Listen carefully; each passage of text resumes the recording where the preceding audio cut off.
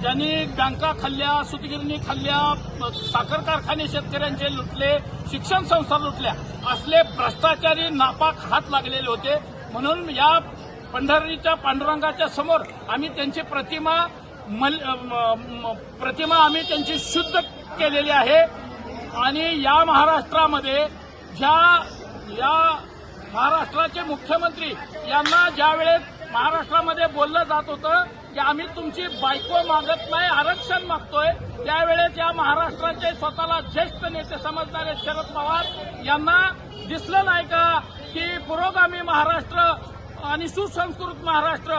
मग पडळकर साहेबांच्या आमच्या ही रांगडी भाषा आहे, मेंढरा मागा, आम्ही हीच भाषा बोलतो आणि या भाषेचं आम्ही नक्कीच समर्थन करतो. वारंवार पडळकर साहेबांची वादग्रस्त भाषा बोलतात, तुम्ही त्याचं समर्थन करता? नाही, पडळकर साहेबांचं एक नेतृत्व महाराष्ट्रामध्ये तयार होत असताना या प्रस्थापित पवार पाटलांनी प्रचंड असा मानसिक शारीरिक त्रास दिला. अनेक खोट्या गुन्ह्यामध्ये त्यांना अडकवण्याचा प्रयत्न केला. कालही तसाच प्रकार जयंत पाटील स्वतः करत होते.